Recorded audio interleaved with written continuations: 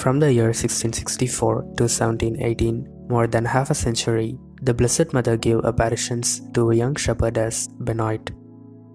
Our Lady in these apparitions was known as Our Lady of Laus, refuge of sinners. Our Lady came with a call for holiness and devotion among the laity, and for the faithfulness of priests and religious. In this video, we are seeing the great history of Our Lady of Laus, refuge of sinners.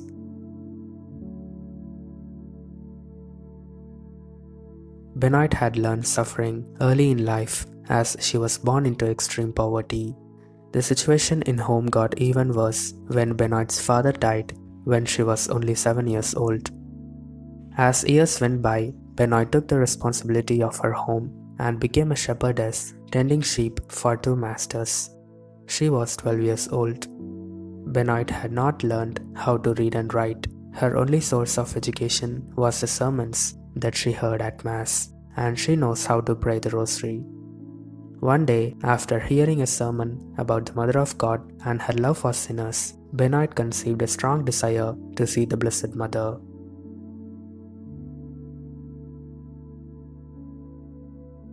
During the spring of 1664, Benoite, as usual, led her flock to green pastures of the mountain of St. Maurice.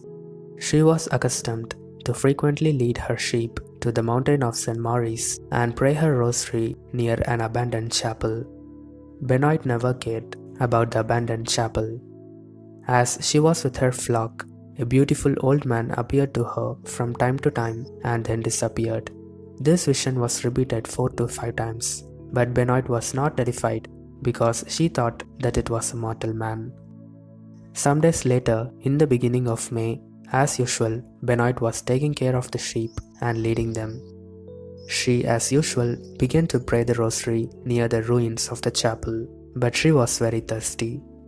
There appeared suddenly the beautiful old man whom Benoite saw several times in the previous months.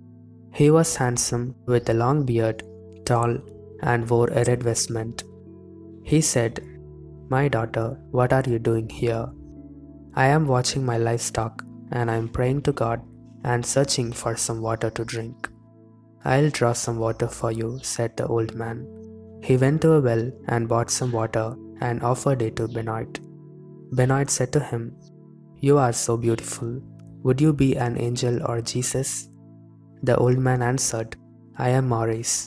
This tumble-down church, which you see, was a chapel erected in my honor." A moment later, he added, "My daughter, do not return to this place, because this is a part of another territory. The guards will take your flock if they find it here. Go into the valley which is above St. Etienne, where you will see the Mother of God." Benoite said, "But sir, she is in heaven. How can I see her there?" "Yes, she is in heaven and on earth too, when she wants." This conversation lasted for 2 hours. The sun was coming down, and as it was getting late, she took her flock and went home.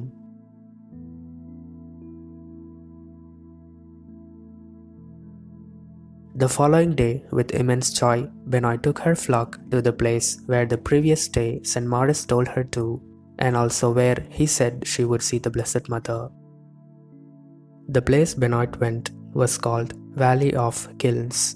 Called Valley of Kilns because the hill above this valley contained gypsum, which the village people extracted and used to make plaster for buildings. There in the place was a grotto. Just as Benoite had arrived at the mouth of the grotto, she immediately saw a beautiful lady holding a child of great beauty. Benoite was entranced by the vision. The lady was so beautiful. And yet, despite everything she saw, despite the words of St. Maurice about her seeing the Blessed Mother, Benoite had no idea that this beautiful lady was the Mother of God. She thought it was a mortal woman. In her innocence, she asked the lady, "Beautiful lady, what are you doing here? Do you want to buy some plaster? Would you let us have this child? He would be a delight for everyone." The lady smiled at Benoite's simplicity and innocence. This vision continued for a long time. Then came noon, and Benoite took a piece of bread that her employer had given her and said to the lady, "Would you like to taste this with me? I have good bread.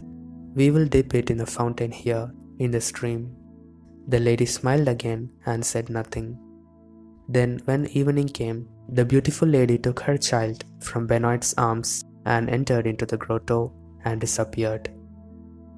For nearly 4 months, Benoite met Our Lady on a daily basis at the same place.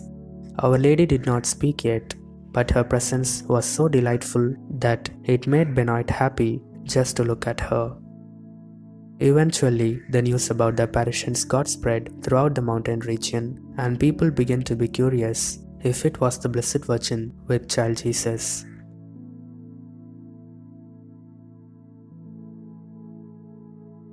As the news got spread, one of the magistrates of the province considered it his duty to interrogate the shepherdess and the visitations of the beautiful lady. Benoite answered all his questions. Then the magistrate asked her if she was sure of the identity of the person to whom she was speaking. She said no.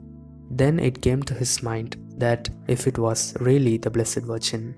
So he told Benoite to confess her sins, receive communion, and put herself in a state of grace so that she could talk without fear to the Mother of God.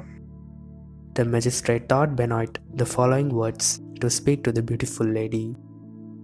"My good lady, I and everyone in this place desire greatly to know who you are. Would you by any chance be the Mother of God? Kindly tell me, and we would gladly build a chapel here to honor and serve you." A few days later, fully purified through the sacraments she had received, Benoite followed the magistrate's directions and asked Our Lady, "Would you be the Mother of God? Do you desire that a chapel be built here?" And Our Lady spoke for the first time. "I am Mary, the Mother of Jesus, and it is the will of my Son that I should be honored in this parish, though not on this spot. You will therefore request the prior to come here in procession together with his parishioners. Tell the girls of St. Etienne to come in procession to this place, singing the litany of the Blessed Virgin. You will walk at the head of the procession, and only you will have the honor of seeing me with my son at the edge of the cave." The priest obeyed the command of the beautiful lady, and on August 29, the parishioners went with the girls, the children, men and women, to the grotto. At the front of the grotto, the procession sang the litany of the Blessed Virgin.